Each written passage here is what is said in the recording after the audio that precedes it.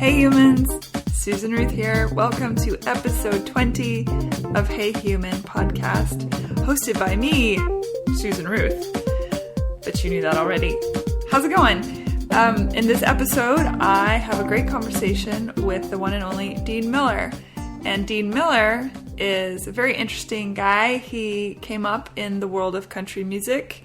His father is the very famous Mr. Roger Miller, genius lyricist and songwriter, and one of our greatest treasures. May he rest in peace. Not Dean. Dean is alive and well, but his father passed away, of course. You probably knew that already. I feel like I'm rambling again. This is what happens when I do these late at night. I start to ramble, but that's beside the point.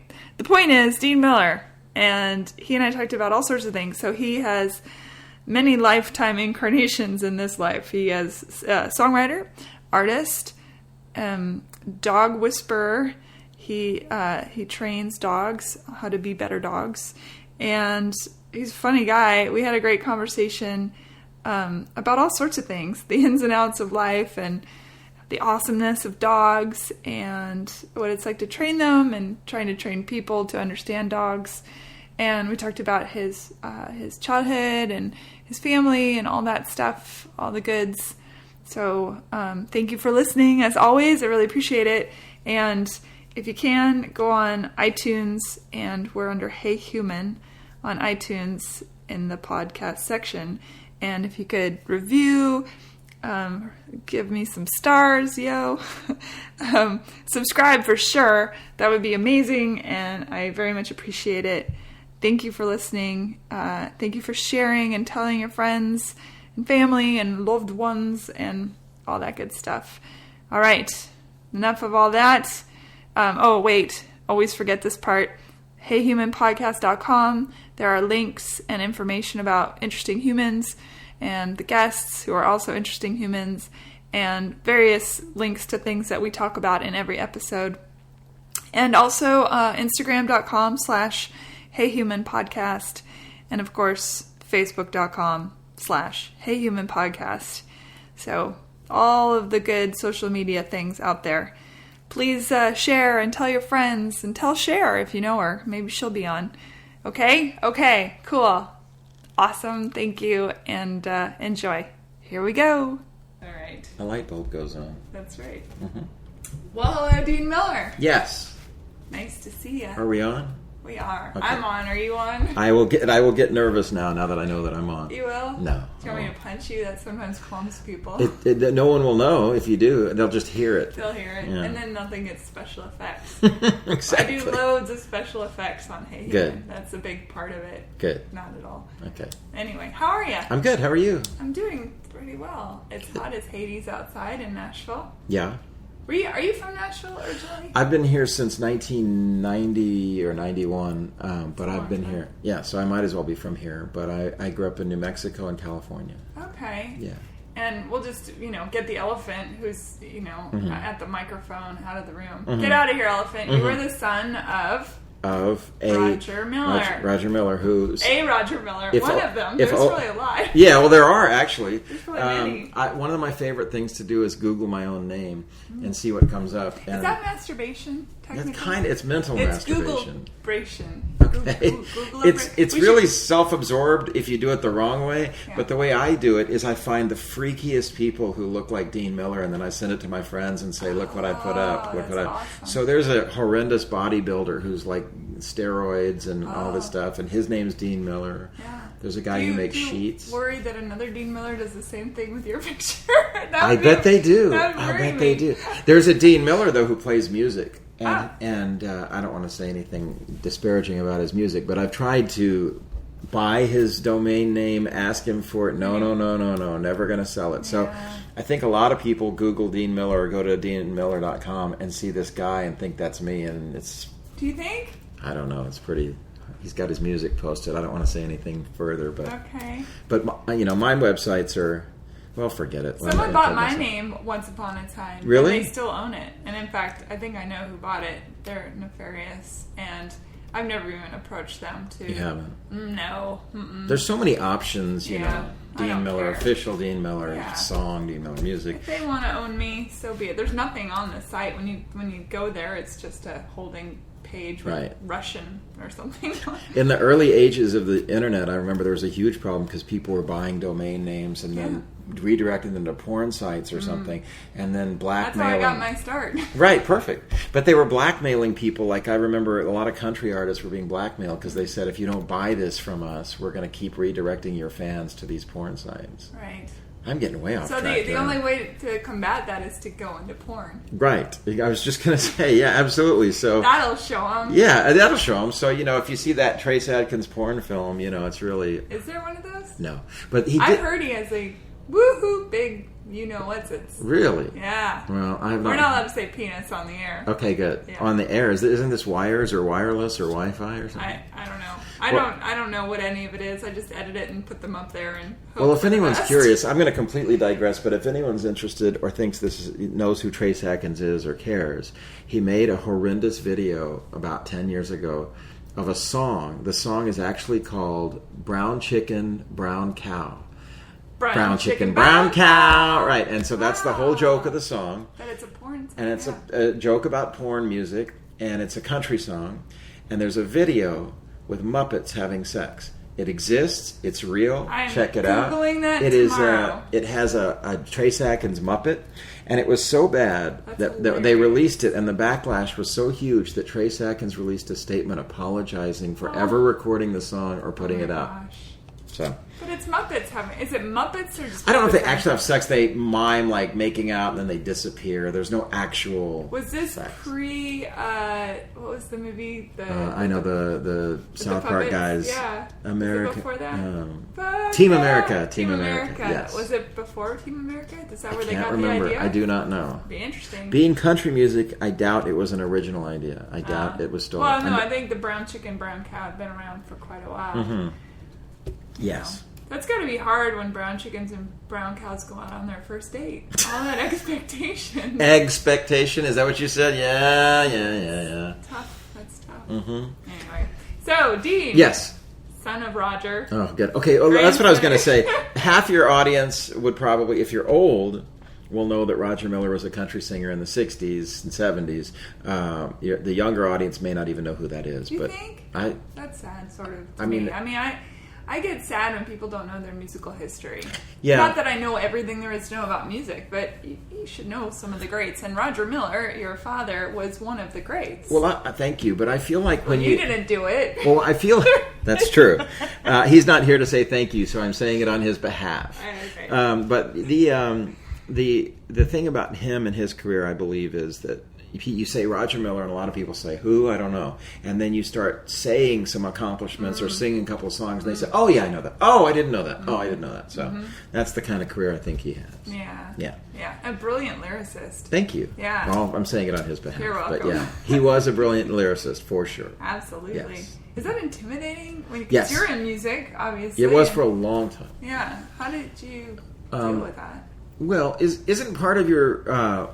vibe here spirituality and absolutely okay. I have no it's just okay. For me it's not even interview format, it's just conversation. Oh good, okay. Yeah, I think that way it allows it to go in any direction, which okay, so there are no limits on your frenetic as hell. Okay, well, part of my spiritual journey was, I believe, early on, I was very creative. I wrote songs, played guitar and stuff, but I was really intimidated by my father, And then when most kids, when you're young and you're being creative, your parents go, yay, little Johnny wrote a song, isn't that good? And they encourage you and they lift you up, They make you play at Thanksgiving. Exactly, right. Yeah. And in my house, you write a song and they go, well, the bridge needs a little bit of work, and this metaphor is quite overused. And then, you're hitting flat notes in the third verse. And okay, so at 14, I'm just, I was a real fragile kid, and so I just hid inside myself and didn't play these songs for anybody. Yeah. And then when I got out of the house and was in college, I just said, well, there's no way I can sing and write music. So, but I want to perform, so I went into acting and filmmaking, and I studied that. But I met these guys who played country music in college, and they started bringing me out of my shell, and I started writing songs and playing them for people. And if you think the music business is tough, try being an actor. I mean, LA, acting, auditions, it was hell. But the whole time I was playing in this band, and music started taking me over, and all signs pointed to Nashville. And I just finally hit a point at 25 where I said, if I don't go to Nashville, I'll always wonder what if I'd gone to Nashville. Did your dad ever live here? He did in the early 60s, up to about 1965. Late 50s, early 60s to 1965, and then he moved to Los Angeles. Well, it's going to be very strange. I know that a lot of actors, for example, when their parents were quite famous, they change their names so that the nepotism doesn't sneak in. But did you find that to be an issue at all when you were starting out here in Nashville? Not in Nashville. My full name is Roger Dean Miller Jr., and from the time I was born, my parents called me Dean because it would have been confusing around the house, I guess. But when I came to Nashville, my dad had this policy. I didn't know where to start. I didn't know anybody. I'd never spent time here except with my dad. And when I first moved here, I said, can you call some people or set me up with some meetings? And he said, nope, not going to call one person. He said, I will do one thing. I will allow you to use my name. And he said, that will open 1,000 doors. And he was right. He said, but if you're going to do music is the hardest thing in the world, and the business is tough and heartbreaking. He said, if you really want it, you have to really want it on your own. Yeah, I can understand that. He said, if I hand it to you, it won't have any meaning to you. Yeah. And I was really hurt by that at the time and frustrated. And in retrospect, it was the best thing he ever did for me. It made me a better person. Gave me survival skills.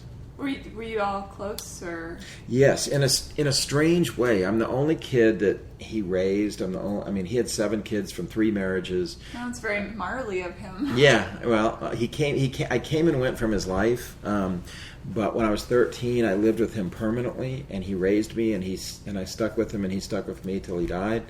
And I'm the only one of the 7 kids that happened with. I don't know exactly why. I think a big part of it was that I stuck with it and I made an effort, and Sure. And it was at times. I don't know if you know people like this where you're so much like them that it's just there's a little tension there because you're so much alike and you push each other's buttons. And I think my dad and I were like that. I also think that at the time I was a teenager and a young adult, and I didn't want to hear what my dad had to say. And he was one of the wisest people in the world, and he knew I wasn't accepting his advice and wisdom, and I was breaking off, and it frustrated him. Yeah. So you now are a producer in your own right. The last time we caught up, you were working on a big project. Yes, we're still working on it. I can talk about it. Okay. We're doing a giant tribute album for my father, Roger Miller, and Never heard of that. we're doing a giant tribute album. It has. You just spiked my mic. I'm so sorry. It has over 30 or more artists. I've lost count on it, and they're major performers. And it's taken almost a year to complete. The performing of it or the making of it has not been the hard part. The hard part is contracts. And for anyone who's ever dealt with managers and attorneys on a scale of 30 artists, who most of them are major and think they're Elvis, okay, it has taken forever to work out these contracts. Imagine 30 people who want to make sure no one else of those 30 gets a better deal than the other. Oh my God, what a nightmare. And they all have to see what everybody else gets. It's called a most favored nations contract, where the best deal is what everybody gets. Yeah. But nobody trusts anybody, and lawyers want to make money. Business, yeah. Oh, and the absolute childish tantrums you get into, and the treatment on the phone. When George Carlin said show business is... No, it was Martin Mull said show business is high school with money. Yeah. He's absolutely right. People are like high school. I agree with that. They act like high school. Yeah, I totally agree with that. Yeah. Interesting. Do you know the name of the album yet, or still working it out? Well, I have a theory on this. I think a lot of people may have forgotten who my dad is, but everybody knows what King of the Road is, the song. Yeah. So I'd like to call it King of the Road, a tribute to Roger Miller, but that remains to be seen. Well, so do you have to go through hoops even though you're the child of Hoops with what? With the estate, I guess. And the estate? The estate and doing the songs. Well, there's a thing, I mean, I can get into all this great detail. There's a thing, once a song's been recorded and publicly released, anybody can record it. Right. So the recording of the songs is not a problem. Using my dad's name and likeness is the only thing that we have to ask permission for, but I don't foresee that being a problem. Oh, well, that's good. Yeah. That's good. Yeah. It's a complicated business. It's all legalese and, It's true. What is that old saying that you lay a baby, the gypsies lay the baby on the blanket, and next to them there's a pile of money, and on the other side of them is a violin. And if they reach for the violin, they'll be a musician, and if they reach for the pile of money, they'll be a lawyer. Interesting. Or a music lawyer. Yes, interesting. A music lawyer. So if they reach with both hands, right? Yeah, right. Right. A performing lawyer, I suppose. Yeah, exactly. Of which there are some. Yes. There are some for sure. Yes. I've known some lovely lawyers, but I wouldn't want to be on the wrong side of them. Well, I always say this is something, if I could go back and give my young self advice, when I was really young, I thought I needed a lawyer to look at everything I ever signed or everything I looked at. And now I can read a contract backwards and forwards and I know what I'm reading. But if I could give one piece of advice to young people, I would say the first thing an attorney will tell you is how much you need them. Yeah. Oh, I'm so glad you called me. This deal is terrible. I've got to just, Well, you can Google so much nowadays, yes. too. So you can Right. look up what a lot of things are. Right. But you could also know just enough to be dangerous, too.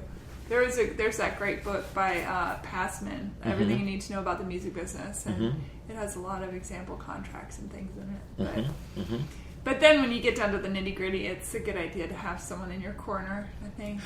You probably know a lot more than I, however, because you've been doing it for so long and you've seen all these contracts. I have. I mean, what I've learned is you get a lawyer too early and you end up spending a fortune. Yeah. I mean, I'm in a position where I understand a contract, I talk the basic points, I get back and forth, and then when it's time to sign, I say to the attorney, look at this final thing and tell me what I'm missing. Yeah. That's what I do. Smart. Yeah. Because that saves me about, $5,000 or something. Yeah, you know what I mean? It can be big money. Because they'll charge you for every phone call, every conversation, everything. And I know some lawyers who are friends of mine that charge upwards of $500 an hour. Yeah. So, And how do you get to that position, man? I don't know.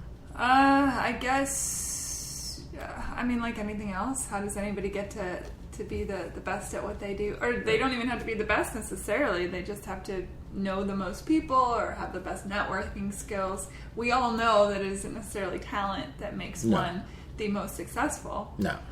Good has very little to do with it. Yeah. So ambition can take a person a long way.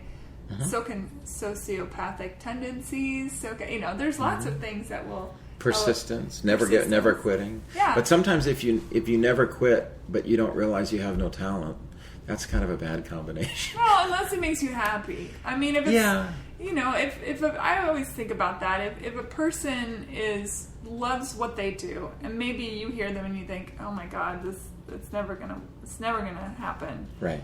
Or maybe you can tell it's never going to happen just for whatever. Maybe they don't practice all that much, but they still love it and they get out there and whatever. If it makes them happy. If you love the process, I think it's so important to love the process. But in my line of work, I produce things I love, I produce things I hate, and everything in between because I have to make a living. Right. But when I'm producing, I would say many, many, many of these people I meet, they don't care about the process. They just want to be famous. They just want to arrive on some red carpet. Yeah. Thanks, reality television. I know it. I meet these 17, 18-year-old girls who say, I don't know, just pick some songs that are like Taylor Swift. I don't care, whatever. They don't care about the process. Yeah. They just think, I want to arrive. Yeah. It takes a lot to get there. But it doesn't for some people. Some people just get there. So. Yeah. It's sad that I guess this culture instills in people, don't worry about having a skill, just stand in front of a camera. Yeah, it is a curious time. It is. So you also are a dog person. Yes, I'm a dog big trainer. Time. Yeah. And as you say, but you've taken it that much further. You're like a dog whisperer. Yeah. I call myself the dog counselor because half of what I do is sit in a house with people. I go do in-home visits. I go to people's houses for about 90 minutes. And half the time I'm talking to the person about what they're not getting about their dog. Mm-hmm. Because it's usually as simple as the human misunderstanding the dog and communicating in a way the dog doesn't understand. It's usually that simple. the dog's speaking Portuguese and you're speaking English and we're not meeting in the middle. All right. Having done it hundreds and hundreds of times, I can usually walk in a house and I can say, this is the vibe, and you're not getting it,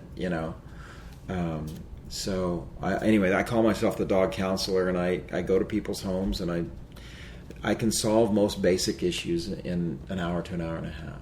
If it's a more complicated issue, it takes more repetition. What would be a basic issue? Sit, stay, lie down, don't jump on me, don't bark at guests, don't jump on the counters. That's very basic. Day before yesterday, I worked with a client that had a 120-pound Saint Bernard that was lunging at people and trying to bite people in hardcore aggression. But when I got there, all I see when I look at that is a misunderstanding. It's a frustrated, insecure dog with an owner who is terrified, and the dog doesn't know she's terrified of that dog. She thinks she's terrified of everything else, so the dog takes on this protective nature. Makes total sense. And the minute I show her how to reverse the roles where the dog understood, the dog relaxed, let her position go, and lay down behind her. And it's a fundamental misunderstanding. That's a pretty simplistic case that has gone on for months and months and months because everyone was treating it as aggression. You got to use shock collars. You got to be assertive. You got to say no. You got to do all this stuff. And what I recognized in 5 minutes was the dog is being your security guard because you're showing a lack of control and fear. And tons of fear. Sure. And dogs really do pick up the personality, the personalities of their people. Right. Because my dog, Mikey, may he rest in peace. And I'm very sorry about your loss. Thank you. Me too. But he was a breed mutt of 3 highly spastic dogs. Mm-hmm. He was the most chill dog. Mm-hmm. I'm super chill. Mm-hmm. And there was no reason for him to be hyper, Right. And it's true. And people always say, oh, your dog must have been crazy with that. Nope. No. And every dog's different. I have seen, incredibly hyper Siberian Huskies and incredibly mellow Siberian Huskies and every kind of breed. Yeah. So it's Mutts just are probably helpful too. Cause they're a little more chill anyway. And it's just like people. You've got to take them on an individual basis. Yeah. There are mean people, shy people, aggressive people, introverted people. Yeah. Dogs, same thing. Yeah. But I believe they're incredibly emotionally intuitive, but they don't have what they're lacking. That is the biggest problem, is that they don't have a verbal mechanism. They don't have words, and humans rely so much on our words and our talking and your rationale and all our brain power and thought. And these are animals moving on a very instinctual right, wrong, positive, negative, good, bad, love, hate thing. What about those dogs that seem to have a vocabulary? A real vocabulary. I mean, there must be some. They're like humans. There are some dumb dogs and some real smart dogs. That is true. The average dog can learn over 100 to 150 words. Some dogs have learned over 1,000. That's more than some people I know. Yes, absolutely, me too. And some over 1,000 words. But they don't even have the part of the brain that makes verbal language. So it's a miracle of nature. It's a miracle of science that they learn our words. People cannot understand why or prove why they learn our words. And my theory and what I believe is that they love us so much that they live with us trying to reach across and understand us. Mm-hmm. So they accept this word stuff, but they can't say the words. Yeah. They can't form the words. I know they really want to. They want to, but they can't make the words. I had moments with Mikey where we would just look at each other. We wouldn't say anything. We would look at each other, and I felt like there was more conversation going on there. It was really quite lovely. And don't you feel that it transcends words? Absolutely. Yeah, it transcends words, and it's almost more complex than you could. Sometimes I believe words frame things, so they bring them down, but there's a bigger thought process, a bigger emotional process that I get with animals, because you can sit there in the silence and just have a communion with an animal. Yeah. I mean, I don't want to get esoteric here, but... Let's get esoteric. Well, I feel like dogs are a portal. They're a portal to something that humans have lost touch with, which is we have fronts and masks and defenses and all these things. Absolutely. And dogs, I think the reason people love dogs so much is they have none of that. What you see is what you get. I love you, I hate you, I'll kill you. Whatever you're seeing is, a dog cannot say to you, a dog cannot pretend to like you and secretly harbor hatred. They can't. There's a book called Dogs Never Lie About Love, because they can't lie. So that's one of the things I love about him most. And even when some dog's ripping into me, it's because he hates me, but he's not pretending to like me. You know? Have you been bitten badly by a dog? Many, many times. I have scars everywhere from dogs. Yeah. I've been eaten up. Yeah. But the weird thing about it is it's made me lose my fear. I don't have fear when I walk into these places. Which is why you're good at what you do, well, I assume. The dogs react to that lack of fear. And I would say 90% of the aggressive dogs I see have started small. They started with a growl. They started with a snarl, small. And nobody corrected that in a way that they needed to. So it gave the dog power because they snarl and the person backs up, flinches, and the dog goes, ooh, that works. Let me try it a little more. Let me try it a little more. And before you know it, that dog is children. Right. Before you know it, that dog is running the show, and nobody noticed it till it was like on a level 8 or a level 10, you know. If we'd stopped it at the growl, we might not have even gotten to that level. Yeah. I'm working with a family. I've been back twice now. They have an Akita, which is a huge dog. Yes. And this dog, big protective dog. Yeah. And this dog has taken to growling and snapping, and they only called someone to help when it bit the lady in the face, ripped her face. And if they'd stopped this early on at the first growl, it never would have come to the ripped face. But I've worked with the dog twice, and now the dog just stands down every time they verbally correct it. They say no, the dog says yes, sir. And we've done nothing harsh, nothing mean. We just communicate with the dog. Yes. In terms of the physical, the sound, the way they understand. Yeah, I think people are confused. They think that they need to hit a dog. I never laid a hand on my dog, and I could put a plate of food on the kitchen floor and leave, not even command him, and leave the room and come back a minute later, and he will not have touched it unless I had told him to do so. But you probably spent his whole life building a relationship, and that relationship was you're the mom, he's the kid, here are the rules, here are the boundaries. People just get a dog, and they just love the dog and turn it loose in their house, and that's like turning a 4-year-old loose in your house. You have to train them. Right. And so when we have a kid, we say, do your homework, eat your vegetables, go to bed at 8, because that connects to what kind of adult they become. But people skip all that. They just get a dog and cuddle on the couch and feed it treats and love, love, love, love, love. And then before you know it, the dog says, great, I love you, you're great and everything, but I'm the boss. Yeah. I'm the one who makes rules. Yeah. So you gotta have balance. So what led you down that path from music to dogdom? It's a longer story than this, but this is really it in a nutshell. I had been kicked around by the music business in every possible way. I've had multiple record deals and multiple publishing deals and lots of cuts that never became hits, and I'm the most least successful guy I know. I don't know what it is. I know everybody, I've done everything, but yet I have not much to show for it. And between my second and third record deal, I was sitting on Music Row, and I was sitting in my car, and I was just furious and frustrated with the business, with going nowhere, or like climbing a mountain, getting almost to the top and crashing again, which is the pattern that seemed like for me. And I realized I kept going back to Music Row and the Nashville system and talking to the same 8 or 10 people and saying, how about today? You like me today? How about today? Which is kind of like calling the same girl and asking her out who said no 15 times. You don't call her again and say, hey, I cut my hair, how about today? These people have said no, they don't want you, we're done. So I said to myself, that old saying about insanity is doing the same thing over and over again, expecting different results. Well, I said, I keep going down to Music Row and expecting different results. So I said, I'm going to sit in this car, and I'm going to think of something else besides music that makes me happy. Because I was to the point where I said, I got to get a real job or something. Sure. And I said, I'm not going to move this car until I think what makes me happy besides music. Stop putting your head on the chopping block. Because I needed to pull out of it for a while, clear myself. So I said, well, I love animals, I love dogs, I've had dogs since I was born, I have an affinity for it, I know what to do, I'm in love with dogs the same way I am in love with music. And I said, well, I know how to teach and train and get them to do things. I can turn that into a business. And then that formulated and grew into the fact that as I was teaching lessons and working in dog facilities, I realized that people will sign up for 6 or 8 weeks of classes, and they'll quit by the second one. They'll quit by the third one. They don't like it. They don't have time. They're busy. Life takes over, whatever. Right. They just want somebody to come in their house and fix it. Just fix it. And I knew if I could go into people's houses, and show them results with their dogs. I don't fix the problem in that instant, but I show them how to get on the path with their dog. And the results happen right away. And I said, I knew if I could define that in an hour, people would pay for that. So that's what I developed. Huh. So it's my own method of training. Nobody else teaches it.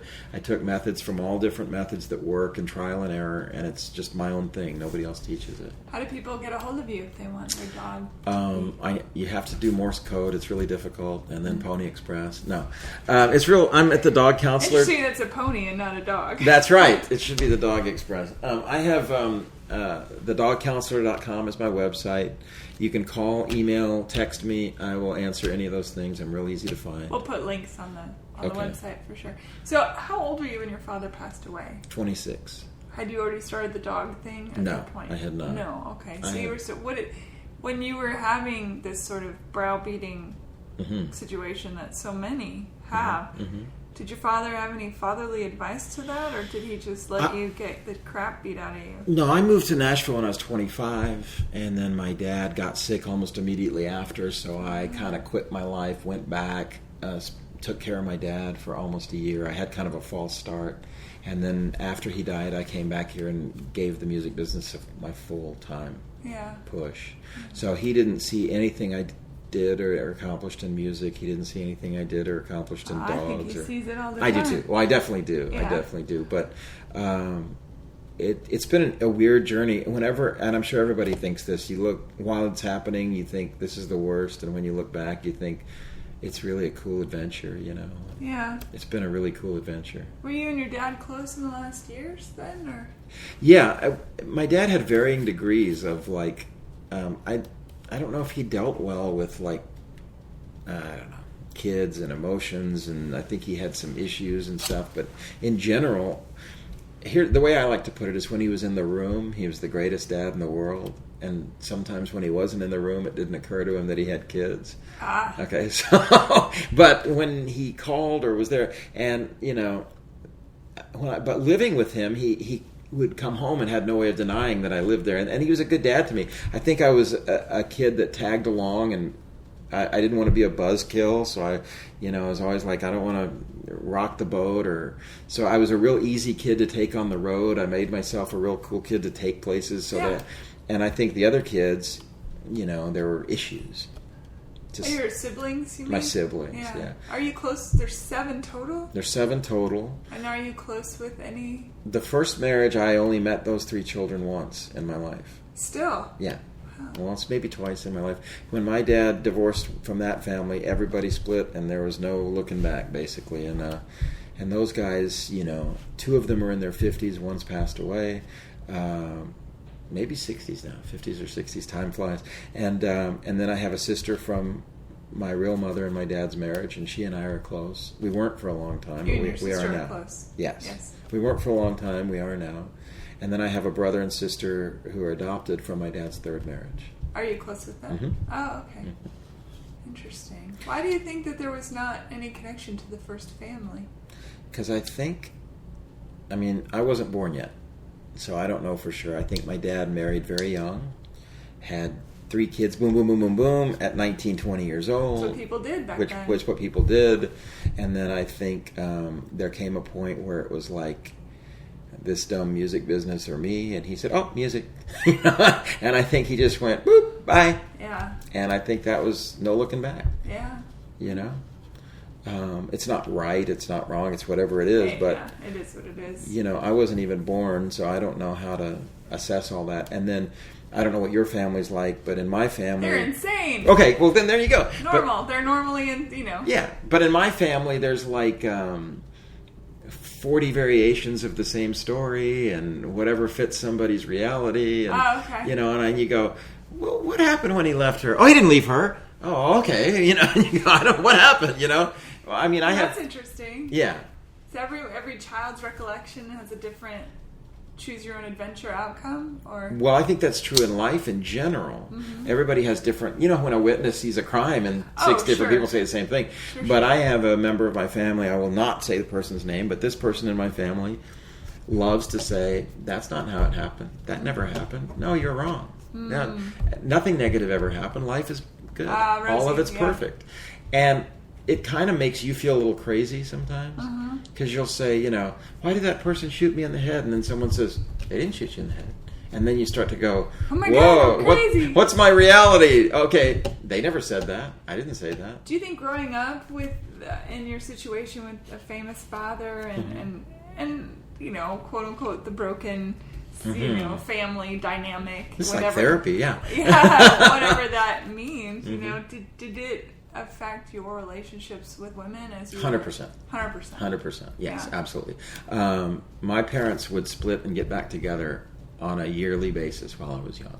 Like, my earliest recollection... I've been with those I've had those relationships. Oh, you have? Well, with people who are the victim, the result of it. The victim. Well, where you're drawn to a person.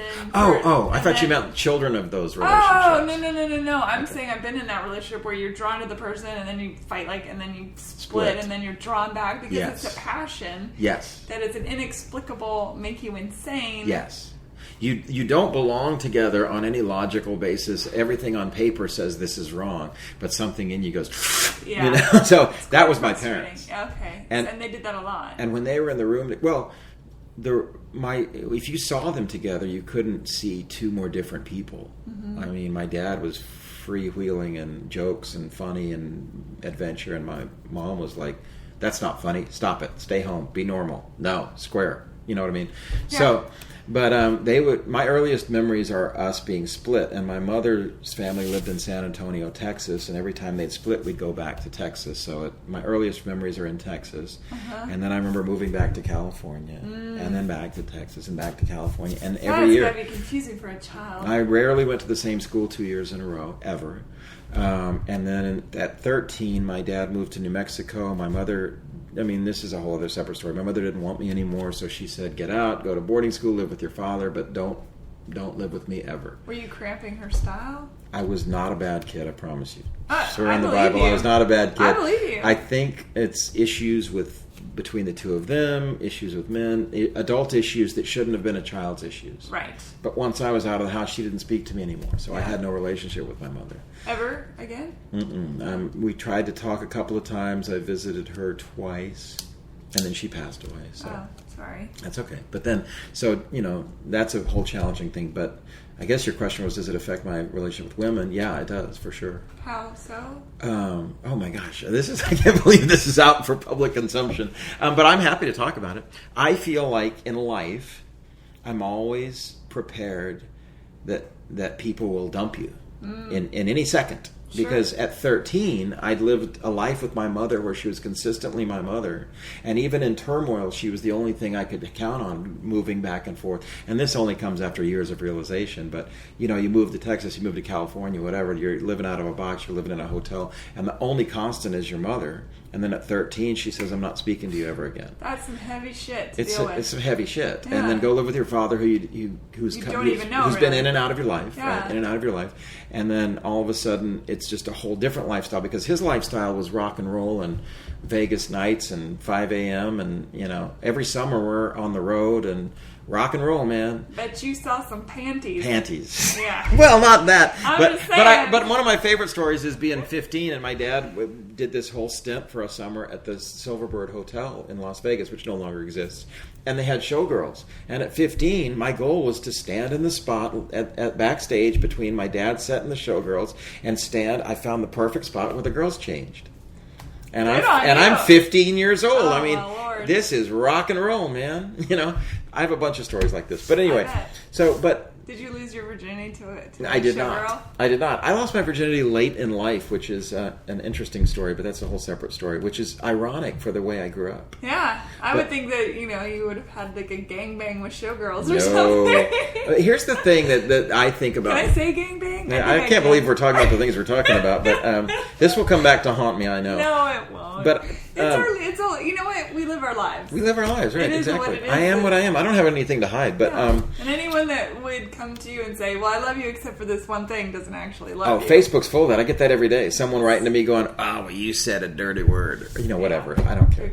But anyway, so but I think that because my dad was so wild, my stepmom and my dad and their lifestyle were so wild, that my form of rebellion was to be totally straight. Alex P. Keaton. Come home at night at a certain time, never, don't do the drugs, and, oh, yes, I'm not, all that. And my dad...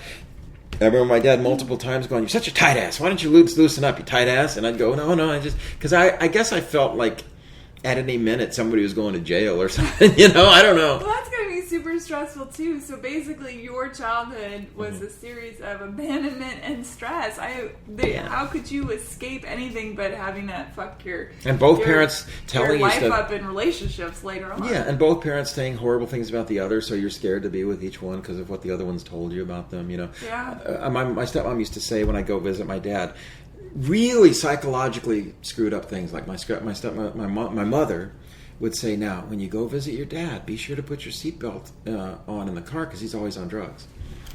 So you're like 11 going, "I'm gonna die," Yeah.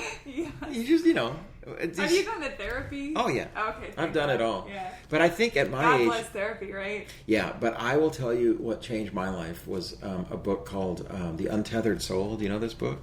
I think I have that book. Do you? Somebody recommended... I haven't read it yet, but I think I have it. Well, the gist of it, and it took me till my 40s to figure this out. Who wrote it?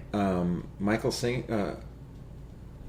Does that sound right? I think that is right. Something I think I Singer? do have that on my nightstand. It's in my to-read I think it has pile. a horse on the cover or something. A horse? I think it's a horse on a beach or something. It's called The Untethered Soul. All I know is that book changed my life. And however you find this, whether it's that book or however, the gist of what I had to come to a realization is that your thoughts are going to be there one way or the other, and you can either control them or watch them from a distance or whatever, but you don't have to be controlled by your thoughts. You don't have to let them consume you. You don't have to let them trigger emotions. And I used to be a person who would churn and churn and churn over things and think about things. And I realized, as this book says, you can just lean back from your thoughts and observe them. Because people start to believe that you are your thoughts. I am what I'm thinking. I am what I'm doing. But really who you are is the part of you that's observing right now. Hey, I'm thinking some negative thoughts. Oh, look at those horrible thoughts. We talk about this all the time in the Where I'm Calling From Do you? podcast. Yeah, okay. that to know your shadow side, to know your jealousy side, to know your angry, you're sad, to have them, it's as if they're their own beings, and they walk up and you say, "Oh, hello, sadness, why are you sad?" Yeah. And then sadness says, "I'm sad because this, and this." Yeah. Or, "Hello, angry, why are you angry?" Or, "Hello, jealousy, why are you jealous?" That's a form of what I'm talking about. But what I'm talking about is your thoughts, which usually start in a chain. It starts with one thing, and then pretty soon you're upset or you're feeling something. And your feelings are your kind of emotional compass, or emotions are like your compass. And so when I'm feeling bad, I ask myself why. It's usually thoughts, worry, stress, conflict with someone, and then I just begin to lean back from it all. Which, I mean, now I see exactly why you do what you do with the dogs, because the dogs represent, in a way, you. Yes.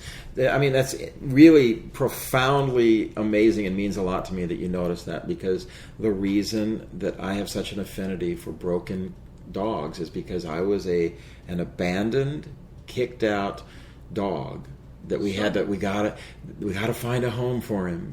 Who's going to take the dog? Oh, fine, I'll take the dog. It's kind of how I've always felt my whole life, Yeah.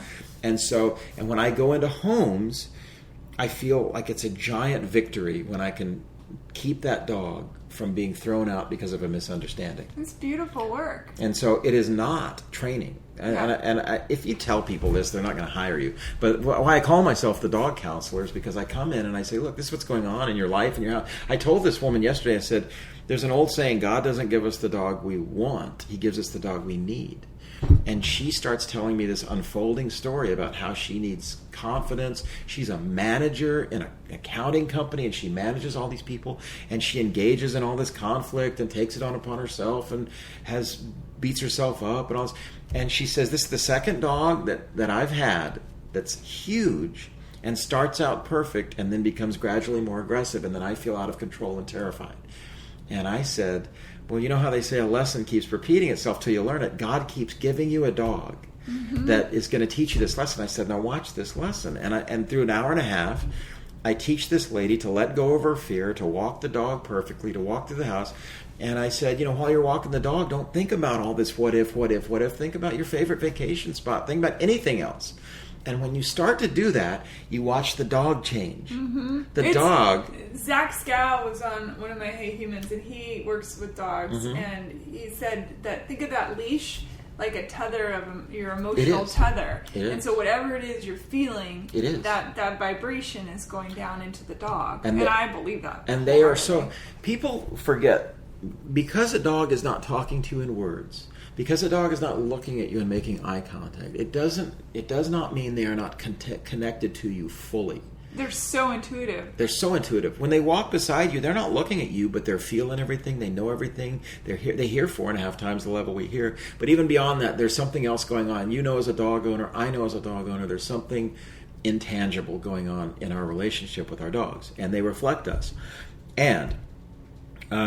the other thing I was going to say that people don't take into consideration, when our emotions change, our body chemistry changes. Adrenaline shifts. Our smell. Our taste. And they smell 1,000 times what we smell. So when adrenaline... That probably just sounded weird. I know, it doesn't. But when our taste. Our taste, exactly. I've eaten a few people. And, yes, well... And after I've hunted them, if they're really scared, they're more acrid. That's right, exactly. Acrid.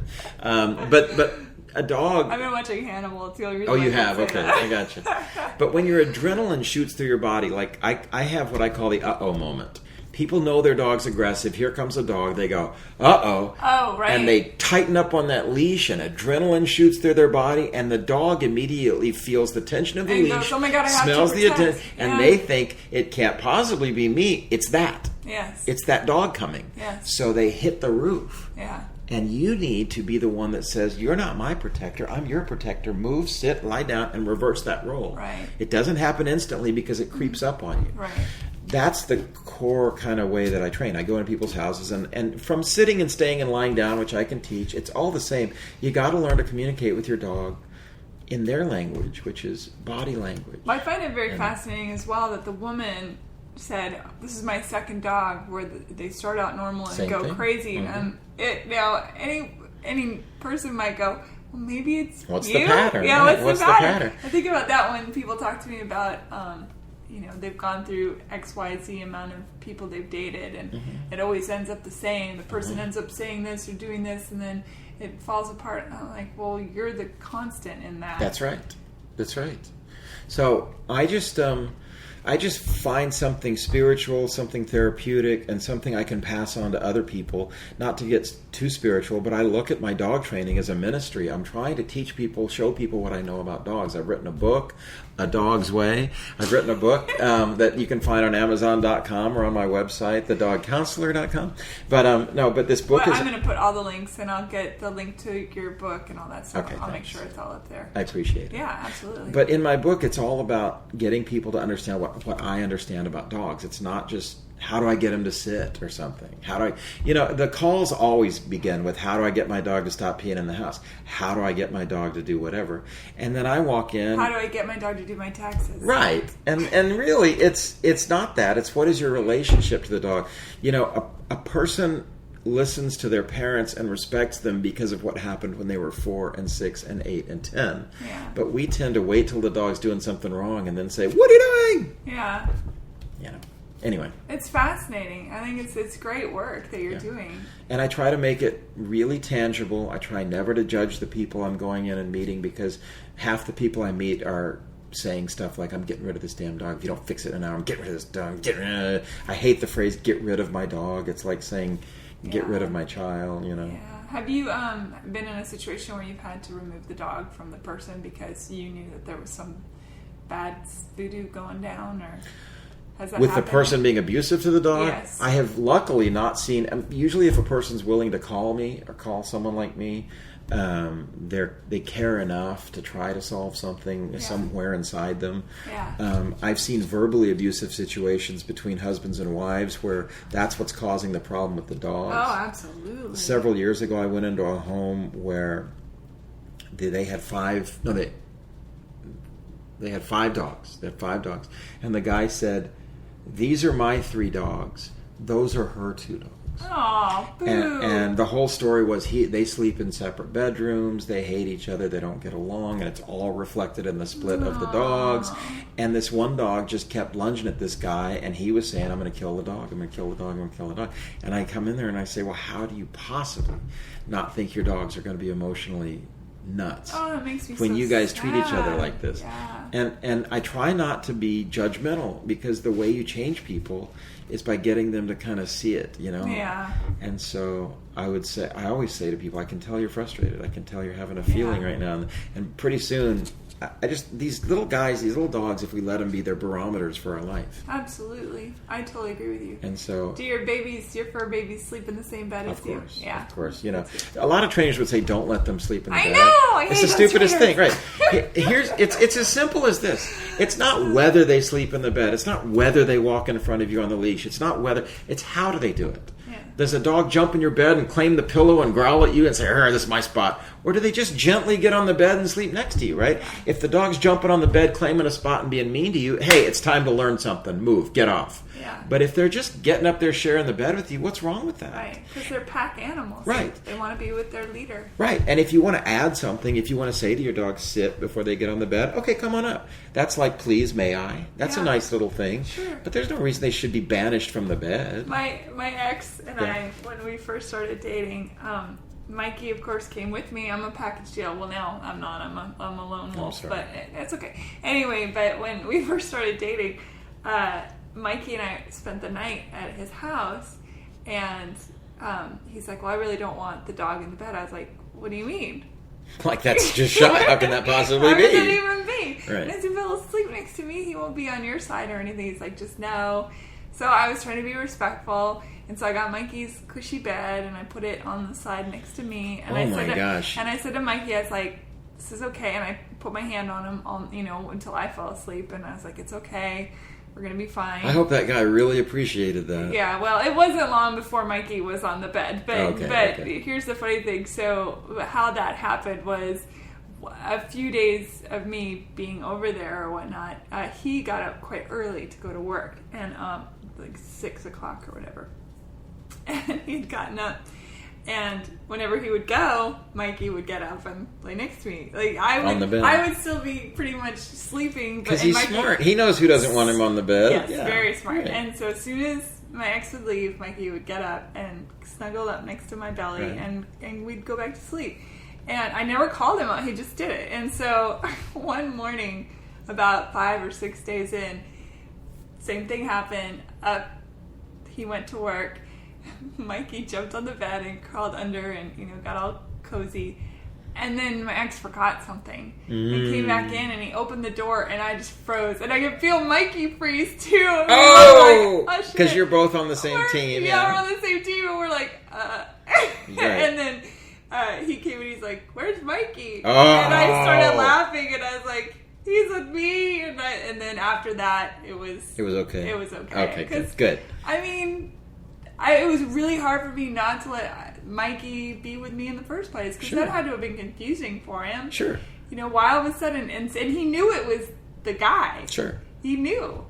I just basically, it's so much a part of who I am that if I'm on a first date just floating the idea of dogs in the house, and I got 4, and if I start a lot of dogs. Yeah, and if I start sensing, hey, I hate dogs or whatever, then I'm done. I'm not going to go to date 2 or whatever. Yeah. And it's not, they can like or not like dogs all they want, but you know who you are. I know how much a part of my life it is. Exactly. And it reflects so much about a person when they say these prejudicial things about dogs.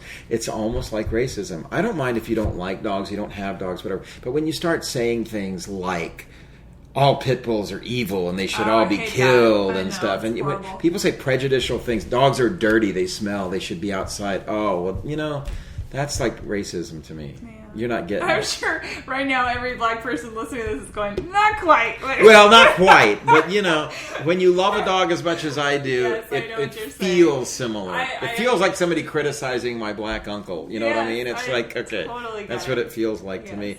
And I'm very protective over, when I've had my fur babies, I'm very protective. And I gotta say, I'm a little weirded out by people that don't like animals. Unless they were bit when they were little or something where it makes sense. Like, okay, well, I get that. You're scared because you had this traumatic experience. Right. But gosh, how do you not love dogs? I don't know. Because they're showing you... I like cats too. I don't know. Animals in general are just showing you something pure. And if you can get to the point where you can realize that even the bad stuff they're showing you is a pure emotion. Mm-hmm. It is me showing you everything I am. Yeah. It's beautiful. I love that. Even the bad ones, even the scary ones. Yeah. I think you're doing really good work. And, I mean, the music industry is psychotic, but... working with animals, what a beautiful thing to do. Well, thank you. It fills me up, and it gives me something that when I'm down on myself or have a sad day or feel invisible with music, it's a very immediate, tangible, I did something good today. Yeah.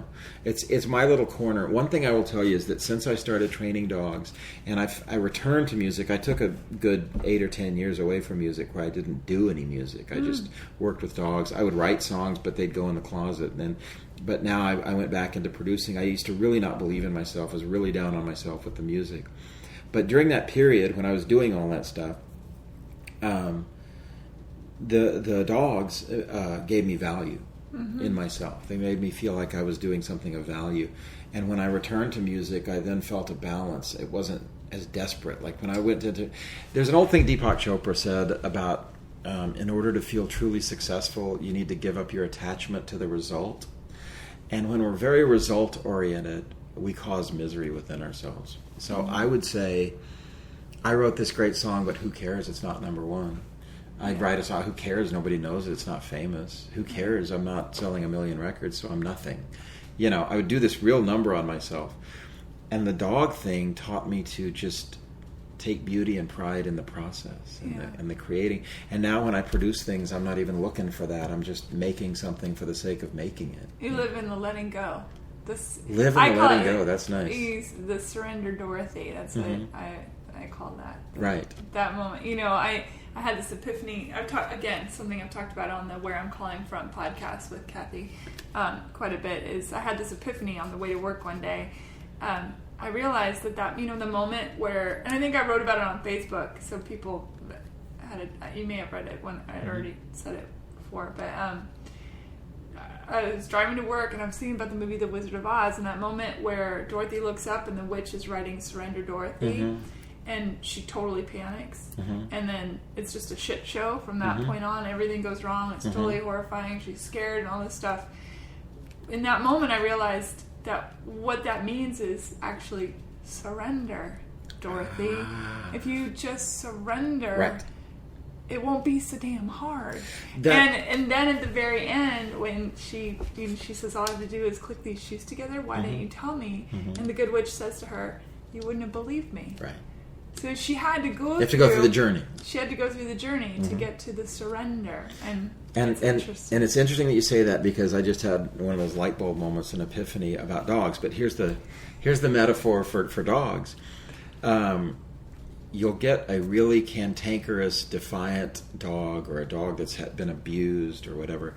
And let's take, for example, asking the dog to sit or telling the dog to sit. I look at these things as commands. They're not a request. I'm not saying, will you please sit, which I would do with a puppy. With a full-grown dog, and you say sit and they don't do it, this is a moment where we're deciding who's above in the pack, who's below, who's the alpha, who's not. And a dog will fight and fight and fight and flip and flop, and then they'll finally surrender. And when they surrender, you back off, you release, you calm, you tell them good dog, you release eye contact, you look the other way, and they feel an instant, the minute they surrender, they feel in their whole being go from struggle to peace. Struggle to peace. And the dog begins to, in essence, say, you mean that's all I had to do? I just had to sit? I thought I had to fight, and I thought you were trying to kill me, and I thought it's exactly what you're talking about, but in an animal form. Yeah. And once they surrender to you, and you're kind and benevolent and use your dominance and your alphaness to not only be on their side and protect them, but love them, it's the ultimate relationship for a dog. Yeah. Because they want something more powerful than they are to take care of them. And I just had a mind-blowing thing when you said that. When you surrender, awesome. I've been trained dogs 10 or 15 years, and I never thought of it this way. But when they surrender, they feel the peace, and their life goes so much better. As do we. Yeah. Because a dog that's had a sad background, right? You get a dog that's 4 years old, and they've been in shelters, they've been tossed around. That's like a kid that was ripped away and never had good schooling and put in a foster home, and maybe they didn't go to school, and maybe they didn't, and now we're going to, at 20 years old, teach you about life. Well, you're going to be a mess. You're going to be weird, and you're going to have weird behaviors and all this stuff, and most of that's going to be survival skills. I'll kill you. I'll fight you. I'll control. I got to control. And the minute you break through and get them to surrender to you, they find a peace they couldn't find any other way. Wow, I'm having a whole metaphor for life I never thought of before. You're welcome. Well, this is really good. Thank you so much. This is life-changing. Because I've known about this moment forever, but I never applied it to humans. But it's true. Surrender, Dorothy. See, I have it on my piano over there. Perfect. It's an important message for me. Mm-hmm. You have all these. This is beautiful. Thank you. We're in my kitchen right now, and I have a piano in my kitchen because where else would I put it? That's perfect. It's great. I have all my little drawings and things like that. I have in my house upstairs, I have a whole office area where I intended when I moved in. This is where I'm going to write, and this is my desk, and this is my stuff, and this is all that. I do everything creative at my kitchen table. There you because go. I'm just drawn to the kitchen table. It's the heart of the house. It's the heart of the house, right? So that makes sense. So I sit in there and do everything on my kitchen table, and the desk just sits there upstairs. Awesome. Well, I mean, I think that's funny. That's a very human thing to do. That we make specific spots. Well, everything must happen here, right? But then we feel disappointed when it doesn't happen here. But you know what? Life happens where it happens. Right. Yeah. You have parties. Surrender, Dorothy. Yeah. You ever have a party? Everybody will gravitate to the kitchen and talk. It's so weird. Play piano. Play piano. Yeah, exactly. Dean Miller, thank you so much. Wow, we've talked it up, haven't we? We have. Okay. It was really a pleasure. I'm really glad you came on the show. Thank you. This is great. It beats therapy, and I didn't have to pay for it. Perfect. Well, okay, actually. Oh, okay. How much do I have to pay to be on your podcast? If anybody has any questions, or maybe, people can write to me, Susan at heyhumanpodcast.com. Maybe they have questions for you. Maybe you can come on again and we can answer questions for people. Yeah, and you can email me or call me through thedogcounselor.com. Yeah, okay. I'm there. All right. Okay. Thanks for being on the show. Thank you. Yay.